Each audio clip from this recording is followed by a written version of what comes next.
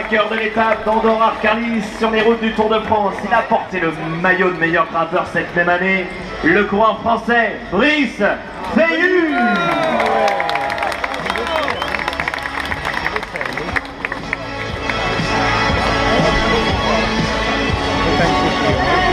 Derrière Brice, on retrouve Albert Timer pour l'équipe Giant Shimano et des coureurs de la formation Belkin Pro Cycling avec le garçon qui redescend actuellement les marches.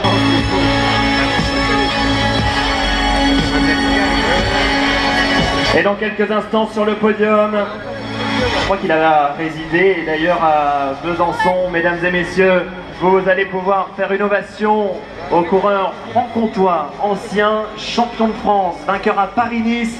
Les supporters d'Arthur Vichot sont là. Arthur Vichot, le franc-comtois qui retrouve Besançon, où il a fait d'ailleurs ses études, et c'est un coureur qui pourrait, pourquoi pas, avoir une chance aujourd'hui dans cette étape importante.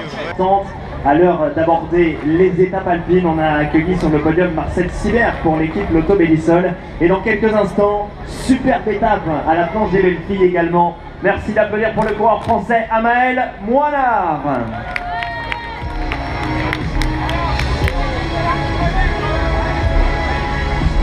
Et une grande information, Nicolas, qui vient juste de nous arriver. Ah oui, le champion d'Allemagne, vainqueur d'étape sur les routes du Tour de France, André Greipel, et c'est son anniversaire aujourd'hui, mesdames et messieurs. Un joyeux anniversaire. Frohe Geburtstag aus André Greipel. Mesdames et messieurs, sur le podium signature, il est actuellement dans le top 6 du classement général, l'enfant du pays. Et écoutez les applaudissements de Besançon pour Thibaut Pinot. Thibaut, un petit commentaire, à 14 juillet sur Vautère, deuxième de l'étape, sixième au général. C'est une fête nationale plutôt réussie en fait. Ici derrière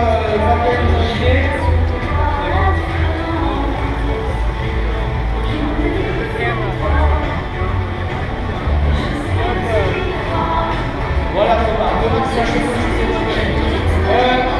est-ce qu'on peut tous se mettre debout ou pas? On va y aller, les amis. On bien, vous avez bien rangé les bras compliqués. Allez, les amis, je ne peux pas. Un petit peu en cuisine aussi. La cuisine, un petit peu chez vous. Voilà. Bref, il faut saisir l'instant présent. Victor Hugo, qui est né à Besançon aussi, lui, plusieurs citations. Les mots manquent aux émotions. Quelquefois, ça traduit en effet ce que peuvent ressentir certains coureurs sur certaines étapes. Et je crois qu'aujourd'hui, on a une nouvelle étape intéressante et intrigante, particulièrement pour les punchers.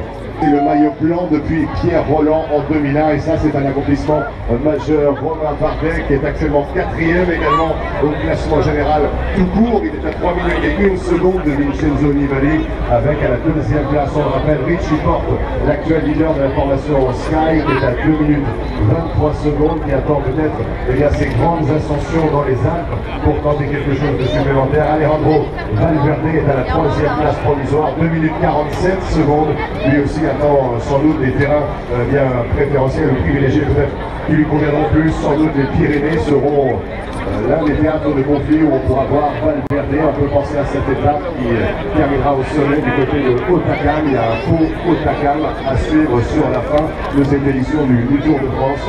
La boucle, c'est le nom donné au centre historique de la ville de Besançon. La Grande Boucle, bien évidemment, c'est comme ça qu'on appelle aussi le Tour de France. Donc c'est pas étonnant qu'il y ait autant d'amitié, un lien aussi fort entre la ville de Besançon et le Tour de France. Bien sûr, Victor Hugo est né ici, je disais, les mots. À moins de 8 minutes du début de cette 11e étape, mesdames et messieurs. Moins de 1 minute, je vais me rapprocher de Thierry Couvillou justement pour avoir les secondes précises de façon à ce qu'on puisse décompter ensemble et emmener les coureurs sur leur premier coup de pédale.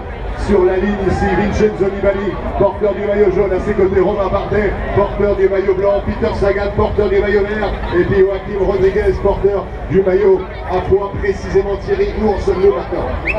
30 secondes, mesdames et messieurs, Besançon, nous sommes à 30 secondes du début de cette 11e étape. Alors est-ce que vous êtes prêts pour encourager les meilleurs coureurs de la planète Terre, mesdames et messieurs? devant vous sur vos routes. C'est la 20e fois que le Tour de France passe par Besançon. Je sais que vous allez être à la hauteur pour les encourager. Nous sommes à 9, 8, 7, 6, 5, 4, 3, 2, 1.